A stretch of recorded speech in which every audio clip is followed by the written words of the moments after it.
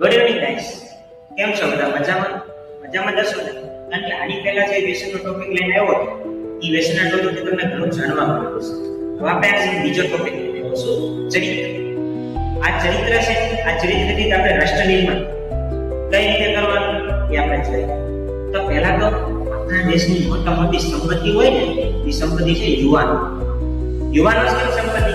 કારણ કે યુવાનો દેશનું ઘડતરી કરી શકે, દેશને ડૂબાવી પણ શકે. તે કામ યુવાનો જ કરી શકે. કારણ કે બાળકને જોડે બાળક તો હજી નવજાત શિશુ, એટલે એ તો હજી કઈ કરી નહીં. પછી બધા લોકો એ બધા કામ કરી કઈ થાકી ગયા હોય તો પછી એનો સમય પૂરો થયો. એટલા માટે યુવાનો દેશ રાષ્ટ્ર નિર્માણ કરવાનું. એટલે કીધું છે કે કોઈ પણ દેશની મોટી સંપત્તિ હોય કે આપણા દેશના યુવાનો, દેશના નાગરિકો. અને આ વ્યક્તિનું ઉત્તમ ચારિત્ર તેની ભવિષ્યની નિશાની.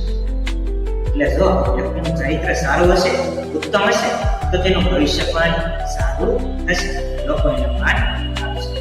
પછી આપણે જોઈએ કે યુવાને દેશનો પાયો છે. જો એ ચરિત્ર જરૂરી છે એ ખબર પડી, હવે ચરિત્ર ભીન થઈ ગયું. જો યુવાન ચરિત્ર વગરનો થઈ શકે તો આપણા રાષ્ટ્રનું ભવિષ્ય પણ સતત થઈ શકે છે. કઈ રીતે એમના હાથ. હવે આપણે જોઈએ કે ચરિત્ર નિર્માણ એ કોઈ એક દિવસની પ્રક્રિયા નથી, જીવન સમસ્યા. એટલે કે આપણી લાઈફમાં આખું લાઈફ ટાઈમ આપણે શીખતું રહેવું પડે અને ચરિત્ર નિર્માણ કરતું રહેવું પડે. કાંઈ એવું નથી કે આનો આપણે કોર્સ કરી લીધો, ડિગ્રીનો કોર્સ કરી લીધો પછી આપણે આવડી ગયો આગળ. એ રીતે નથી, આ સ્કિલ વાળી વસ્તુ છે. એટલા માટે આ વસ્તુ આપણે દિવસને દિવસે શીખતી રહેવી પડે અને આગળ વધારતી રહેવી પડે. અને એના માટે ગુણો જરૂરી છે, જે હમણાં હું તમને એક્સપ્લેન કરું છું.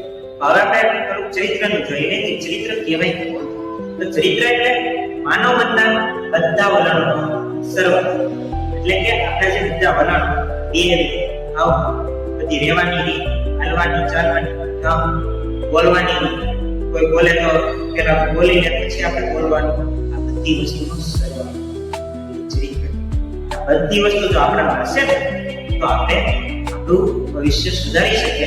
આ ભવિષ્યથી આપણે આપણા દેશનું ભવિષ્ય સુધારી શકીએ. દેશ એટલે રાષ્ટ્ર. તો હવે આપણે જોઈએ અને આ ચરિત્ર જે છે ને એ તે વ્યક્તિની ઓળખ અને જીવનશૈલી છે. એટલે કે આ ચરિત્રથી જ વ્યક્તિનું માન અને લોકો તેને સાંભળવા માટે પ્રેરિત થાય છે. હું કેમ સ્પીકર તરીકે તમને પોઈન્ટ વાળી સારી વાતો કરું, તમને મજા આવે સમજવાની. એવી જો મારું ચરિત્ર હજી હું ડેવલપ કરું ને તો હજી ઘણી સંખ્યામાં લોકો ભેગા થઈને મોટા સેમિનાર કરું અને હું આગળ વધું છું. આ રીતે દેશનું પણ સારું થઈ શકે. કઈ રીતે? મોટિવેશન. હું જે સ્પીકિંગ કરું એનાથી જો લોકોના જીવનમાં ફરક પડતો, લોકો ડેવલપ કરતા હોય તો એ પોતાના જીવનમાં ડેવલપ કરે એટલે એક બીજાને ડેવલપ કરે, બીજો ત્રીજાને, ત્રીજો ચોથાને કરે. એ રીતે ચેન્જ ચાલતી રહે. તો આ રીતે આખું રાષ્ટ્રનું ભવિષ્ય સુધરી શકે. આપણે ખબર પડી કે આ ચરિત્ર આપણે ડેવલપ કરવું જરૂરી છે આપણા જીવનમાં. ચરિત્ર એટલે પર્સનાલિટી, એટલે કે પર્સનાલિટી ડેવલપમેન્ટ જરૂરી છે. તો આ કઈ રીતે જરૂરી? એટલે કે એના ગુણો તો કાંઈક આવતા હશે ને જે આપણા જીવનમાં આપણે ડેવલપ કરવા પડે, જેના કારણે આપણું ભવિષ્ય સુધરી શકે.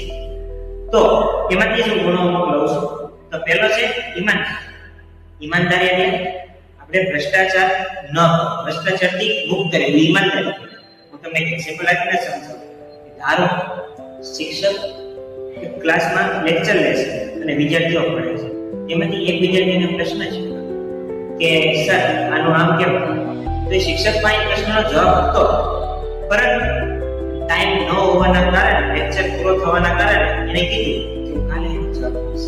તો જો શિક્ષકે જવાબ ફાઇન્ડ કરી એ વિદ્યાર્થીને કાલે પ્રશ્નનો જવાબ આપે તો એ શિક્ષક એ વ્યક્તિ પ્રત્યે ઈમાનદાર. તો આ ઈમાનદારી ખબર પડી કે કોને કહેવાય? અસત્યનિષ્ઠ.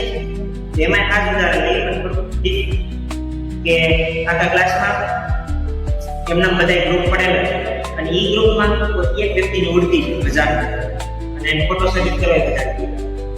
તો આ શિક્ષકને ખબર હોય કે આ છોકરો સાચો છે પણ એના ગ્રુપ વાળા બધા એને ફોટો ફેરવે છે, તો મારે એને સાચો સાબિત કે સિદ્ધ કરવા પડશે. તો એટલા માટે એ ગમે એને પોતાનું જ્ઞાન, સમર્પણ બધું એ છોકરા પ્રત્યે લગાવી દે, એ છોકરાનું ભવિષ્ય સુધારે છે. એટલે કે એ છોકરાનો પક્ષ લે છે. આપણે અને તારે જમીન પર જોઈ જશે કે રીતે અમેરિકા કિસાન અવસ્થી નામના છોકરાની હેલ્પ કરે છે, આગળ વધારે છે, એના માટે લડે છે. એટલે એ વ્યક્તિ સત્યનિષ્ઠ, એટલે કે શિક્ષક એ વિદ્યાર્થી પ્રત્યે સત્યનિષ્ઠ, એટલે કે સાચું હતું ના લઈ લે.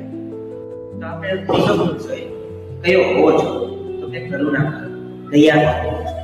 અને શ્રીમદ રાજચંદ્ર એટલે કે ભગવાન શ્રી રામ ઓળખતા હશો એ દુશ્મનો પ્રત્યે દયા દેતા, દુશ્મનો પ્રત્યે કરુણા રાખતા, અને એની જ્યારે અંત થાય ને એને રાક્ષસ બદલાવતા. આપણે ખબર છે રાક્ષસીઓમાં તો એવું થતું નથી, પણ ભગવાન કરતા, કારણ કે છે તો એક માણસ જ ને, ભલે રાક્ષસ સ્વરૂપ હતા તો માણસ જ ને, એટલા માટે કરુણા ભાવ આપણે રાખવો. પછી છે સહિષ્ણુતા. સહિષ્ણુતા એટલે વસુધૈવ કુટુંબકમ, તમને ખબર જ હશે કે એમાં વિવિધ ધર્મો અલગ અલગ હોય, એક જગ્યાએ રહેતા હોય, એક જગ્યાએ રહેતા અલગ અલગ ધર્મો વાળા, તોય પણ શાંતિથી સુખીથી સારી રીતે. કઈ રીતે?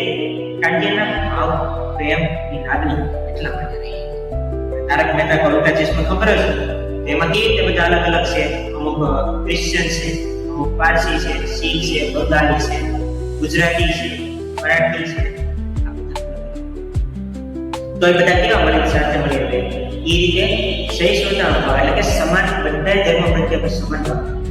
અને બધાની લેંગ્વેજ અલગ અલગ હોય તો પણ ગુજરાતી વાળા હિન્દીમાં બોલે, મરાઠી વાળા હિન્દી, અને પારસી વાળા હિન્દી. આ બધા હિન્દીમાં કેમ બોલે? કારણ કે કમ્ફર્ટેબલ, કારણ કે ભારતની રાષ્ટ્રીય ભાષા હિન્દી છે. આ હિન્દી પણ બધા રાજ્યોને આવે, એટલા માટે હિન્દીથી સારો સંચાર માધ્યમ બની શકે છે, વાતો કરી શકે છે, જેનાથી ભાવ પ્રેમ જાગી શકે છે અને સાચા માર્ગે રહી શકે છે. એટલે આ ચૈતન્યની જરૂર છે. હવે બીજો પણ જોઈએ આપણે ચૈતન્ય માટે, તો કે સમયની. એકવાર સમય વયો ગયો પછી પાછો આવતો નથી, આપણે ખબર જ છે.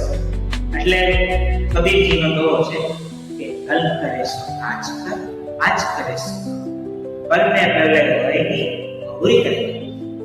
એટલે કે આપણે કાલનું કામ આજે કરવું જોઈએ, આજનું કામ અત્યારે. જો આ કામ આપણે કાલ ઉપર ટાઈમ તો પછી ખબર નહીં એ કામ માટે મોકો આપણે બીજો મળે.